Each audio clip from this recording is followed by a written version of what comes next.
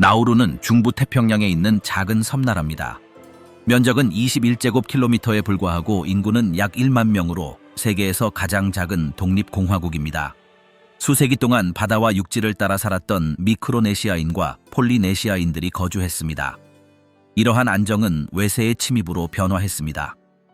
1888년 독일의 식민지가 되었고 제1차 세계대전 이후 호주, 뉴질랜드, 영국의 손에 넘어갔습니다. 제2차 세계대전 중에는 일본이 점령했습니다. 1968년 나우루는 독립을 쟁취하고 자치권을 행사하기 시작했습니다.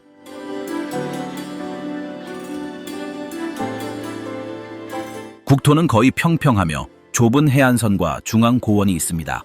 인산염 채굴은 전체 지형을 변화시켰습니다. 채굴은 내륙을 황폐화시키고 토양을 악화시켰으며 야생동물의 개체수를 감소시켰습니다. 경제적 결정은 이러한 악화를 가속화했습니다. 오늘날 나우루는 되돌리기 어려운 물리적, 사회적 한계에 직면해 있습니다. 나우루는 식수, 경작지, 지속 가능한 자원이 거의 없는 나라입니다. 불과 몇십 년 만에 나라가 어떻게 변모할 수 있는지 보여주는 극단적인 사례입니다. 한때 백만장자의 고향이었지만 이제는 거의 사라져버린 이 섬에 도대체 무슨 일이 일어난 걸까요? 문대어에 오신 것을 환영합니다. 오늘 제가 보여드리겠습니다. 시작해볼까요? 인산염으로 황폐해진 내륙 나우루는 중심부가 마치 다른 행성과 같은 섬입니다. 집도 나무도 비옥한 땅도 없습니다. 오직 석회암 탑과 깊은 구덩이 그리고 마른 땅만 있을 뿐입니다. 이 기이한 풍경은 오랜 세월 무분별하게 채굴된 결과입니다. 대부분의 인간 활동은 지표면 아래에서 발견되는 매우 풍부한 물질인 인산염을 채굴하는 데 집중되었습니다. 수십 년에 걸쳐 한때 푸른 평원이었던 곳은 죽음의 땅이 되었습니다. 이 모든 것은 노천 광산에서 시작되었습니다. 굴착기들은 퇴적물이 드러날 때까지 토양을 층층이 파헤쳤습니다. 채굴된 토양은 협괴철도를 통해 해안으로 운반되어 배에 실렸습니다. 파괴가 너무 심해서 건조하고 갈라진 지형이 남았고 암석은 최대 10m 높이까지 솟아 있었습니다. 비가 오면 바위 사이에 물이 고이지만 토양이 다공성이어서 금세 사라집니다. 석회암은 물을 머금지 않아 모든 것이 스며나옵니다. 이로 인해 나우루에는 담수를 얻을 수 있는 천연 자원이 없게 되었습니다. 그 지역의 풍경은 너무나 기이해서 마치 달 모형을 닮아 생명체의 흔적이 전혀 없습니다. 여러 전문가들이 이 섬의 형성 과정을 연구했습니다. 그들은 나우루가 산호 환초였다는 사실을 발견했습니다. 처음에는 바다 아래에 있었다가 솟아오르고 침식되어 다시 가라앉았다가 다시 솟아올랐습니다. 이 과정에서 인산염층이 형성되었습니다. 이 풍부한 화합물은 해양 폐기물과 퇴적물이 스며들어 움푹 들어간 곳에 축적되었습니다. 수천 년 동안 바다새들이 석회암 움푹 들어간 곳에 둥지를 틀었습니다. 그들이 남긴 엄청난 양의 배설물은 시간이 흐르면서 고품질 인산염으로 변했습니다. 이것이 나우루를 한동안 부유한 나라로 만들어 주었지만 인산염 채굴은 치유할 수 없는 상처를 남겼습니다.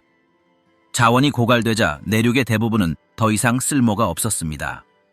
집을 짓거나 농사를 짓거나 가축을 기르는 것이 불가능했습니다.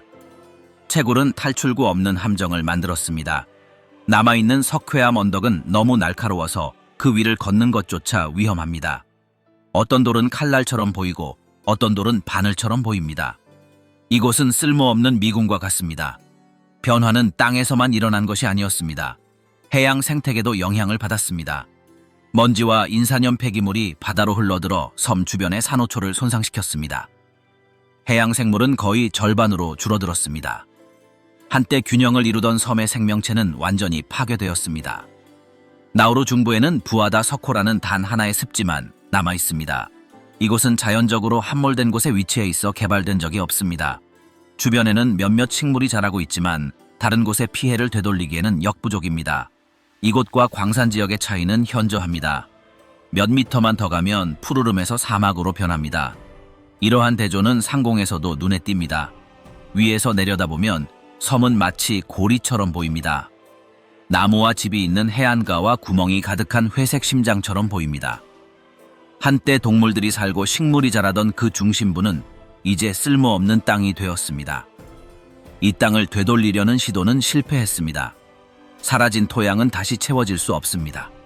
수백만 개의 구멍을 메우고 첨탑을 평평하게 만들고 비옥한 토양을 다시 가져와야 하는데 이는 국가가 감당할 수 있는 비용을 훨씬 초과하는 일입니다. 수년간의 빠르고 집중적인 채굴은 돌이킬 수 없는 것을 파괴했습니다. 이 지역을 보호구역이나 연구단지로 바꾸려는 아이디어가 있지만 아직 진전된 것은 없습니다. 태양광 패널 설치조차 어려울 정도로 극심한 환경입니다. 더위, 그늘 부족, 날카로운 바위는 모든 프로젝트를 복잡하게 만듭니다. 나우루의 내륙은 바로 이런 모습이었습니다. 물도, 나무도, 생명도 없었습니다. 오직 햇빛에 반짝이는 하얀 돌들만이 재물에는 대가가 따른다는 것을 일깨워줄 뿐입니다. 세상에서 가장 기이한 이 섬의 중심부에는 지구상 어디에도 없는 풍경이 펼쳐져 있습니다.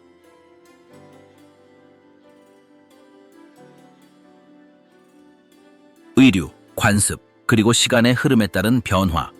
나우루 사람들의 옷차림은 기후와 그 지역의 문화와 밀접한 관련이 있습니다. 1년 내내 따뜻하기 때문에 거의 모든 사람들이 시원하고 실용적인 옷을 입습니다. 가벼운 티셔츠, 반바지, 헐렁한 원피스, 그리고 편안한 옷이 가장 흔한 일상복입니다. 전통 의상을 항상 입는 것은 아니지만 축제나 종교 행사에서는 전통 의상을 입기도 합니다. 예전에는 섬이 외부 세계와 연결되지 않았을 때 사람들은 현지에서 구할 수 있는 재료를 사용했습니다. 여성들은 판다누스나 히비스커스 잎으로 치마를 엮었고 남성들은 허리에 두르는 천이나 사롱을 입었습니다. 모든 것은 기계의 도움 없이 수작업으로 이루어졌습니다. 이러한 관행은 유럽인들이 유입되고 이후 호주와 아시아의 영향을 받으면서 변화했습니다. 이제 대부분의 사람들은 다른 나라에서 수입한 옷을 구매합니다. 호주, 피지, 필리핀 또는 중국에서 수입된 옷입니다. 상점에서는 티셔츠, 셔츠, 바지, 원피스, 운동복 등 기본적인 의류를 판매합니다. 교복 또한 기성품으로 판매됩니다. 공식적인 자리에서 여성들은 종종 길고 꽃무늬 드레스를 입습니다. 이 드레스들은 밝은 색상으로 다른 태평양 섬나라에서 볼 수 있는 드레스와 비슷합니다. 때로는 꽃 목걸이나 엮은 화환을 착용하기도 합니다. 남성들은 짧은 소매 셔츠에 때로는 열대풍 무늬가 들어간 셔츠와 가벼운 바지를 입습니다. 미사 때에는 모두 더욱 단정한 복장을 합니다. 여성들은 어깨를 가리고 남성들은 비치웨어는 피합니다. 결혼식, 장례식 또는 공식 행사에서는 더욱 화려한 옷을 입습니다. 제복은 없지만 몸에 잘 맞고 허리가 낮거나 속이 비치는 옷은 피하며 행사와 어울리는 색상의 옷을 입는 것이 일반적입니다. 이러한 행사에서는 가족들이 옷을 맞춰 입는 것이 일반적입니다. 어떤 사람들은 호주에서 옷을 사거나 특별한 옷을 만들기도 합니다. 중요한 것은 자신이 입는 옷에 존중을 표하는 것입니다. 과거에는 소녀들이 어머니에게서 말린 잎으로 목걸이, 치마 또는 장신구를 만드는 법을 배웠습니다. 이러한 관습은 더 이상 흔하지 않지만 이러한 재료로 직조하는 법을 가르치는 공방은 여전히 있습니다. 이러한 지식을 가장 잘 간직하고 있는 것은 나이든 여성들입니다. 어떤 사람들은 자신의 기술을 뽐내는 박람회나 문화 행사에 참여합니다. 하지만 일상생활에서는 더 이상 볼 수 없는 광경입니다. 해변이나 집에서는 거의 모든 사람이 샌들, 수영복, 헐렁한 티셔츠를 입습니다. 엄격한 규칙은 없고 분위기는 편안합니다. 하지만 학교, 보건소 또는 공공장소에 갈 때는 단정한 차림이 요구됩니다. 편안함과 존중이 뒤섞인 분위기입니다. 공공장소에서 상의를 탈의하거나 상의를 탈의하는 것은 비난받습니다. 벌금이나 처벌은 없지만 관습은 중요합니다. 시간이 지남에 따라 옷차림은 사회 계층 간의 차이를 나타내기 시작했습니다. 부유한 가정은 새 옷을 더 자주 사는 경향이 있습니다. 재활용 의류가 적은 가정은 기부를 받습니다. 호주나 뉴질랜드에서 중고 의류가 담긴 용기가 도착하기도 합니다. 이 옷들은 교회나 사회 프로그램을 통해 배포됩니다. 이 주제는 많이 언급되지는 않지만 많은 가정에 중요한 도움이 됩니다. 나우루에서는 의류를 직접 생산하지도 않고 자체 브랜드도 없습니다. 모든 것이 해외에서 수입됩니다. 이 때문에 옷은 비싸고 종류도 다양하지 않습니다. 하지만 옷은 제 역할을 합니다. 햇볕을 차단하고 움직이기 편하며 어떤 상황에도 잘 적응합니다. 학교에서는 모두가 각자 교복을 입습니다. 보통 밝은색 셔츠에 무릎까지 오는 바지나 치마입니다. 앞이 막힌 신발은 필수입니다. 이는 섬에서 몇 안 되는 엄격한 복장 규정 중 하나입니다. 다른 곳과 달리 나우루에서는 유행을 따라야 한다는 압박감이 적습니다. 브랜드나 계절은 그다지 중요하지 않습니다. 중요한 것은 옷이 몸에 잘 맞는지입니다. 옷은 경제적 수준을 크게 반영하지 않습니다. 중요한 순간에야 누군가가 옷에 더 많은 노력을 기울였다는 것을 알게 됩니다. 그 외에 가장 중요한 것은 시원하고 편안하며 깨끗한 옷입니다.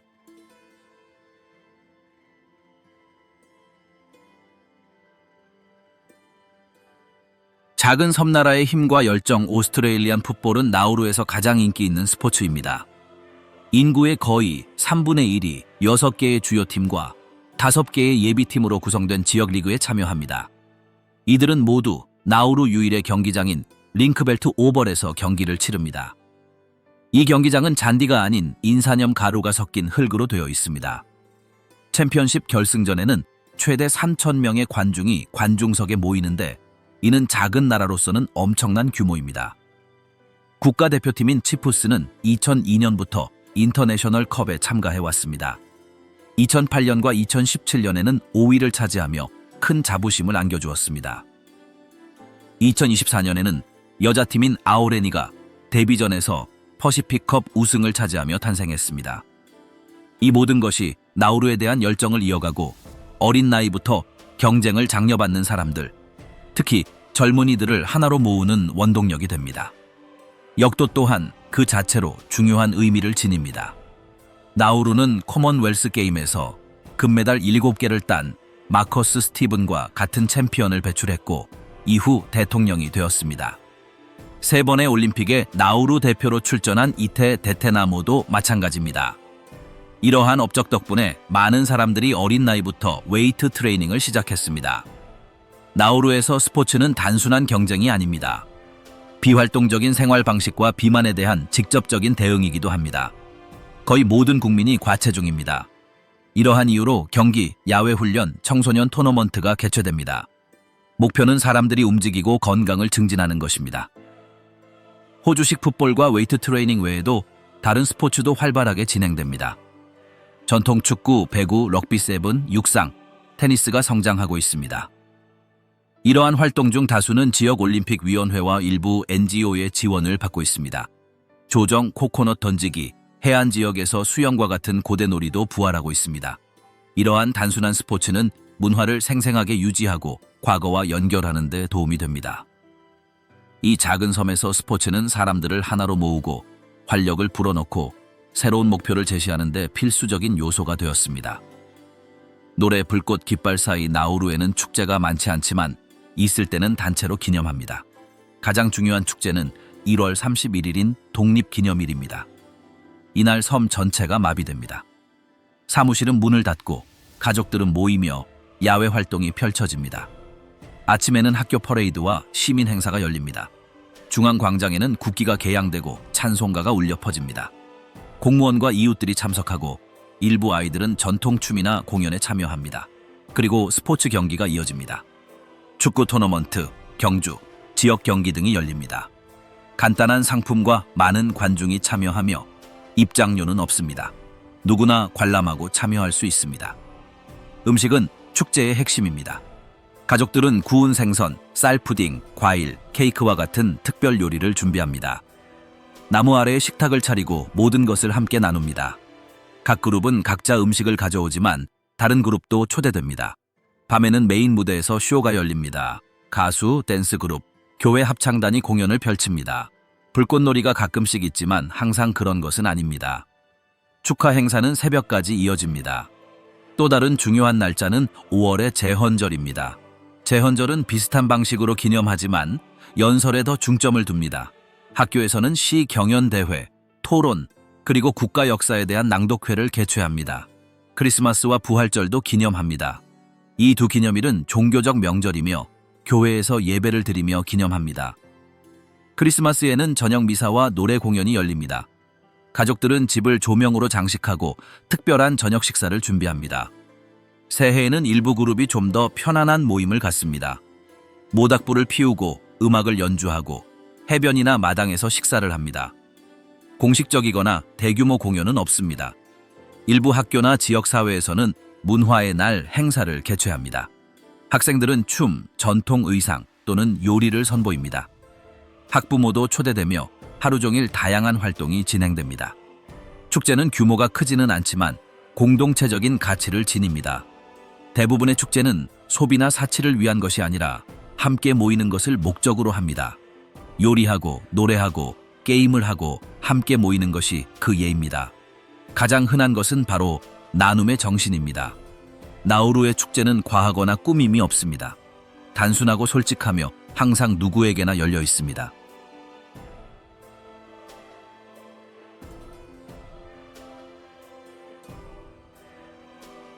디지털 세계가 간신히 도래한 곳 나우루에서는 기술이 늦게 도입되어 발전 속도가 느립니다. 전문 공장이나 매장이 없습니다. 거의 모든 디지털 기기는 해외에서 수입됩니다. 수년 동안 안정적인 인터넷 환경이 없었고 오늘날에도 연결 속도는 느리고 비용도 많이 들며 불안정합니다.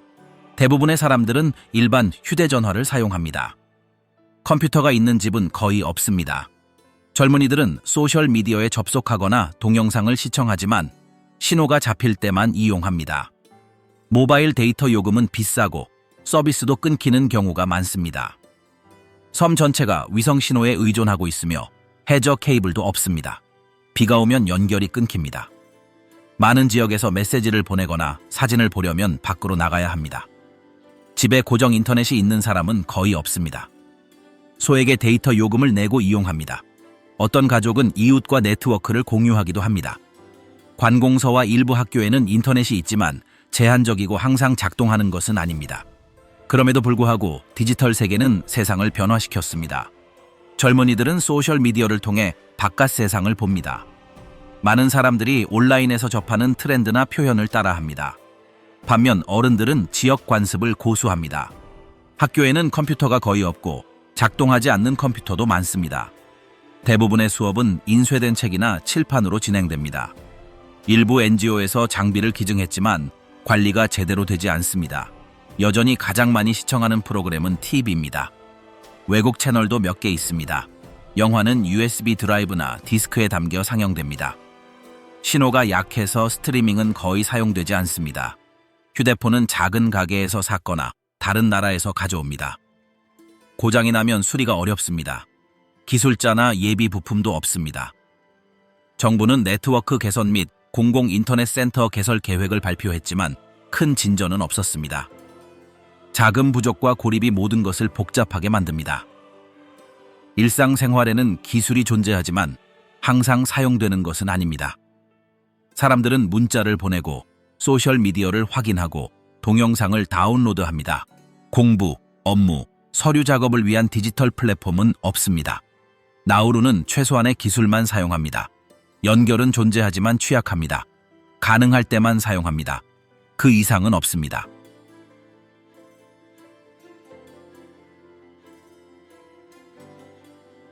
나우루에서의 요리, 간단한 식사, 매일 낚시, 그리고 가족 모임.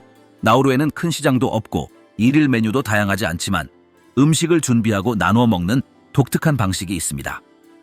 매일 요리하는 음식은 해외에서 들여온 재료와 섬에서 여전히 구할 수 있는 현지 재료를 조합합니다. 이러한 식습관은 가족 관습, 연안 어업, 그리고 다양한 기념일의 영향도 받습니다. 상점에서는 통조림 고기, 정어리, 아시아 쌀, 봉지빵, 라면, 음료와 같은 가공식품을 찾을 수 있습니다. 많은 가정에서는 코코넛, 파파야, 망고나무를 심어 식사에 곁들이거나 주스를 만들기도 합니다. 어떤 가족들은 작은 마당에서 닭이나 돼지를 키우며 오로지 자기 소비만을 위해 일합니다. 낚시는 여전히 중요한 활동입니다. 얕은 곳이나 조수가 빠지는 곳에서는 작은 물고기, 게, 달팽이, 그리고 다른 조개류를 잡을 수 있습니다. 갓 요리하기도 하고 햇볕에 말리거나 소금에 절이기도 합니다. 많은 가정에서 밥이나 국수로 음식을 만들어 매일 식사로 제공합니다. 가장 흔한 요리는 간단하지만 널리 사용됩니다. 쌀에 참치 통조림을 섞고 국수에 소시지를 넣고 밀가루를 입힌 닭고기를 넣고 기본적인 양념으로 만든 수프를 만듭니다. 가족 행사나 지역 행사에서는 코코넛 소스를 곁들인 생선구이, 쌀푸딩, 과일 케이크, 수제, 엠파나다 등 더욱 특별한 요리가 준비됩니다. 독립기념일이나 헌법기념일과 같은 명절에는 가족이 함께 음식을 만듭니다. 그늘 아래에 식탁을 차리고 구운 생선이나 고기를 준비한 후 모든 사람에게 쟁반에 담아 음식을 제공합니다. 여러 그룹이 준비한 음식을 나누는 것이 일반적입니다. 이러한 순간들이 음식이 만나는 자리가 됩니다. 학교에서는 아이들이 종종 도시락을 싸옵니다.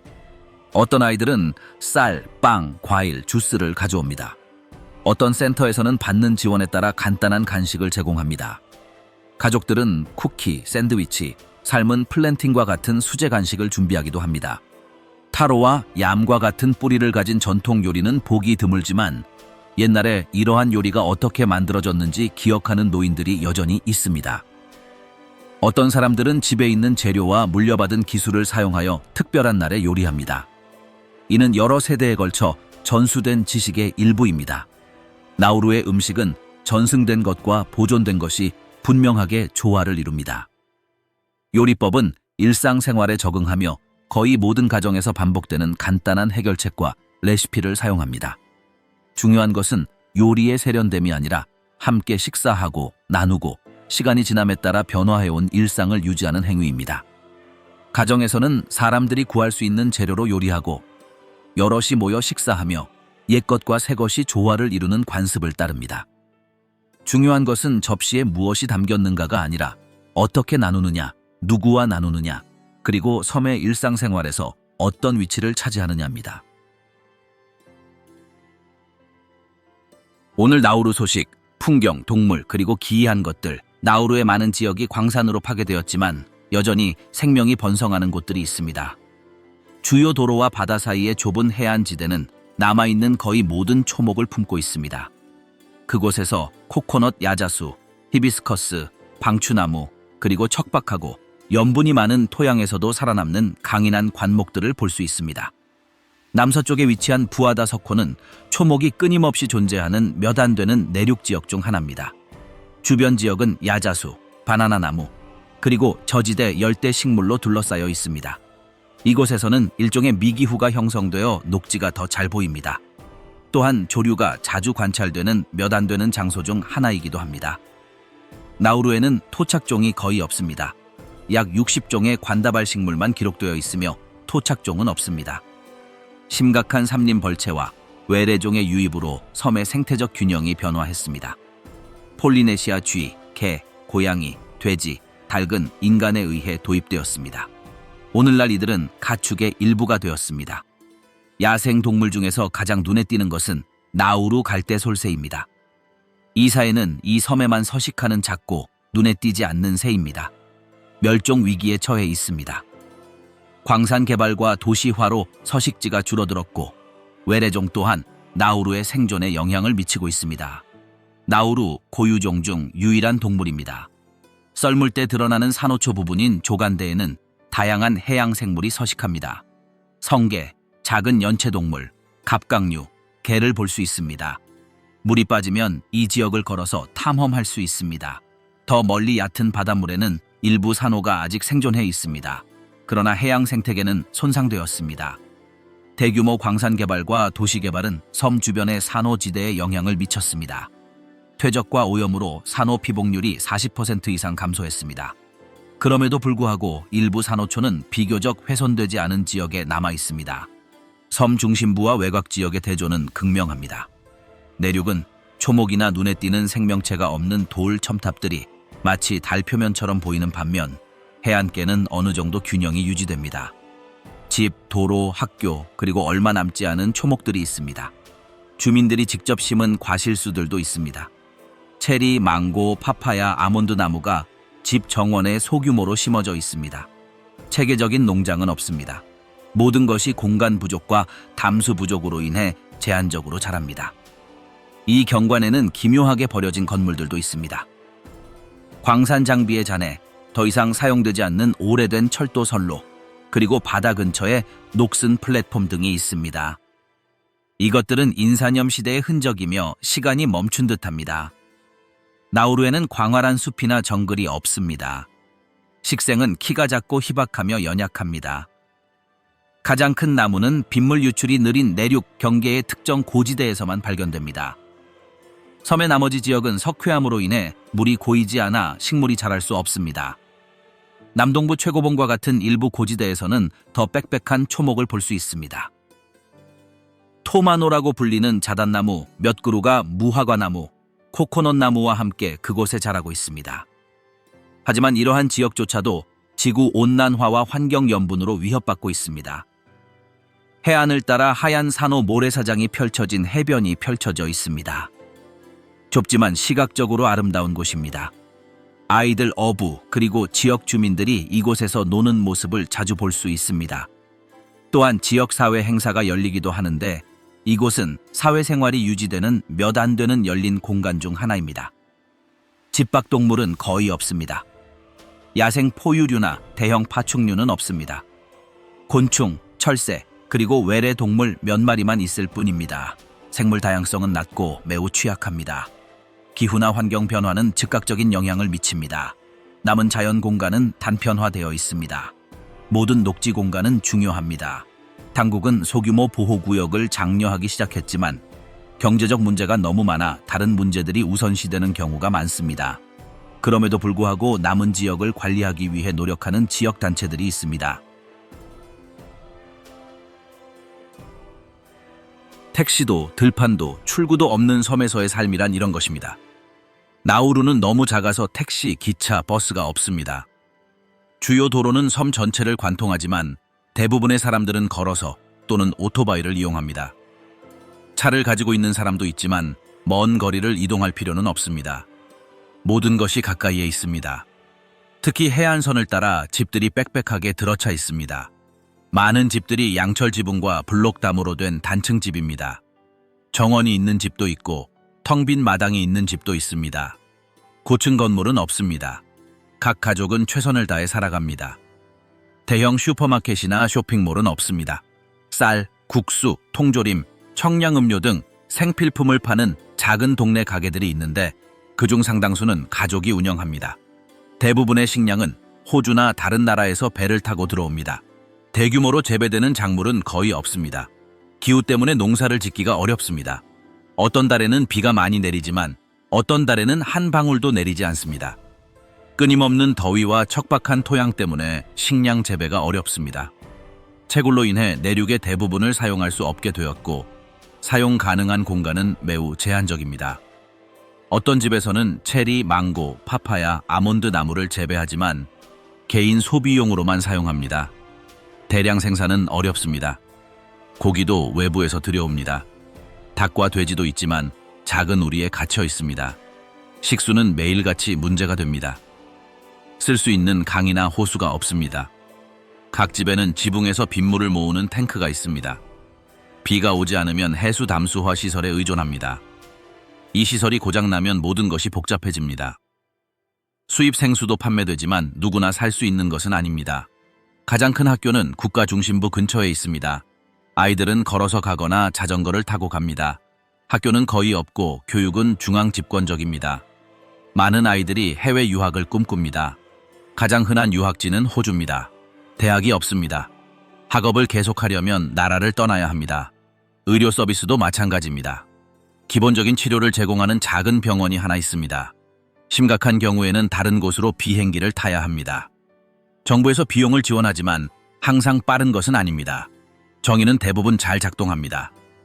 대부분의 집에는 냉장고, 텔레비전, 선풍기가 있습니다. 어떤 집에는 에어컨이 있습니다. 인터넷도 있지만 빠르지도 저렴하지도 않습니다. 많은 가족이 필수품 구매에만 사용합니다. 사교 모임은 집이나 바닷가 근처에서 열립니다. 해변은 만남의 장소이며 결혼식, 파티, 게임, 종교 모임 등이 그곳에서 열립니다. 다양한 교파의 교회도 있으며 종교는 삶의 중요한 부분입니다. 일자리는 부족합니다. 대부분의 일자리는 정부, 학교, 병원 또는 서비스 분야에 있습니다. 일부는 사회 기반 시설 프로젝트나 광산회사 지원 활동에 참여합니다. 구조적 실업이 있지만 많은 가족이 송금이나 비공식적인 일로 생계를 유지합니다. 이 섬 사람들은 거의 가진 것이 없습니다. 사치품은 없습니다. 옷, 가구, 가전제품 등 모든 것이 외국에서 옵니다. 외부에 대한 의존도가 극에 달합니다. 일상생활은 생존, 가족, 그리고 공동체를 중심으로 돌아갑니다. 아이들은 거리, 해변 또는 마당에서 뛰어놀습니다. 큰 공원이나 레저센터는 없습니다. 여가 활동은 단순하지만 꾸준히 이어집니다. 사람들은 축구, 배구, 낚시를 즐깁니다. 전통 스포츠도 있습니다.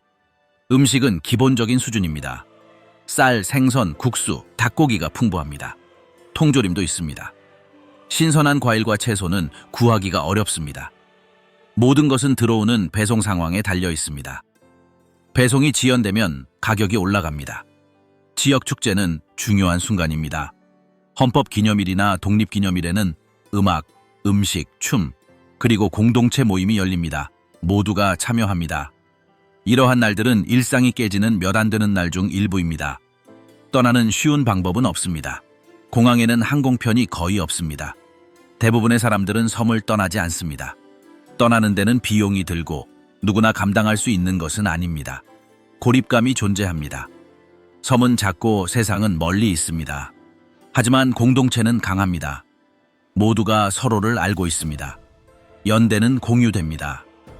누군가 문제가 생기면 다른 사람들이 돕습니다. 이러한 네트워크가 많은 가족을 지탱하는 원동력입니다. 나우루에서 삶이란 머물고 적응하고 나아가는 것입니다.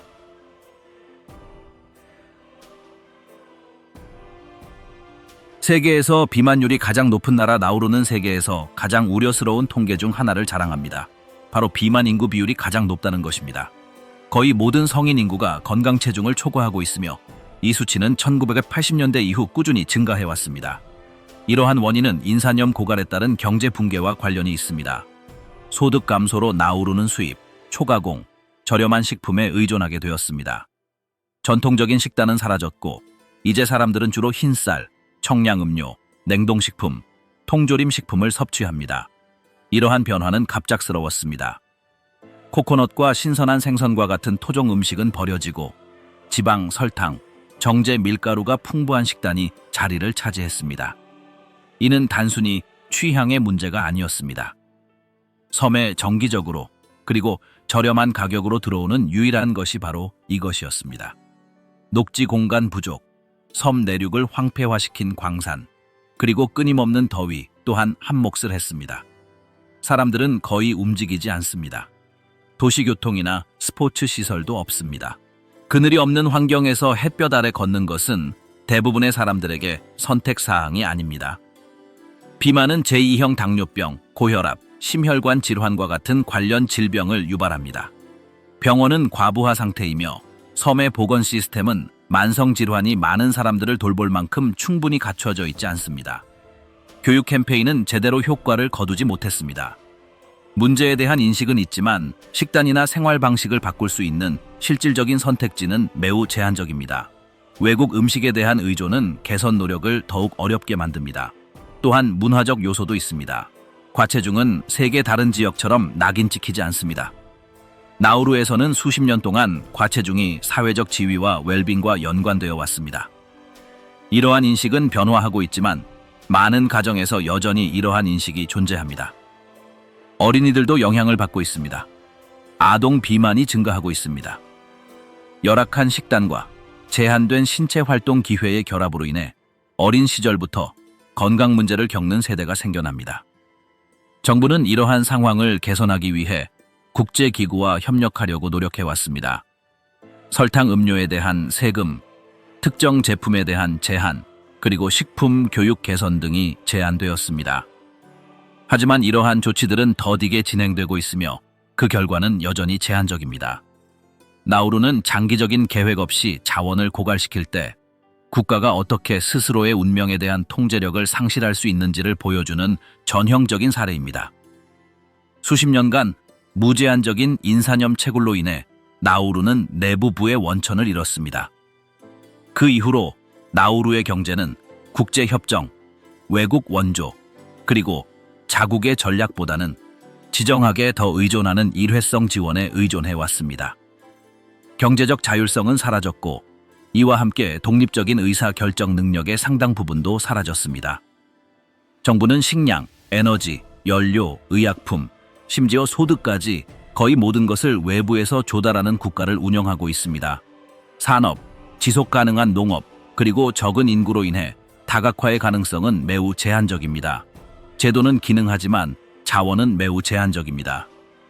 공공고용이 일자리의 주요 원천이며 보건 및 교육과 같은 많은 필수 서비스는 양자협정이나 협력기금에 의존합니다.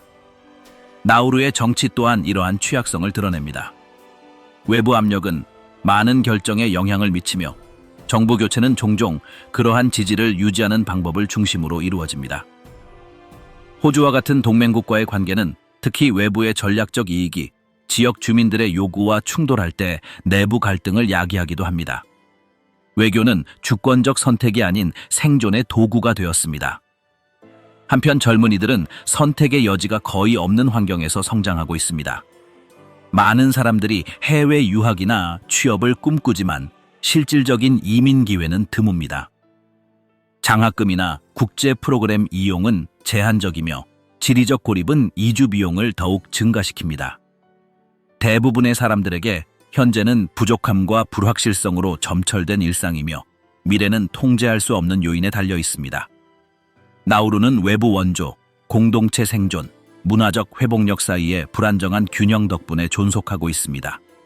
국가 구조는 유지되고 있지만 지속 가능한 해결책을 제시하지 못하고 있습니다. 한때 태평양의 경제 강국이었던 나우루는 이제 기본적인 생활 기반을 유지하는 데 어려움을 겪고 있습니다. 최근의 역사는 환경이나 경제 위기의 사례일 뿐만 아니라 국가가 어떻게 막다른 길에 빠지게 되는지, 즉 오류의 여지가 전혀 없고 방향을 바꿀 수 있는 도구가 거의 없는 모델에 갇히게 되는지 보여주는 사례이기도 합니다.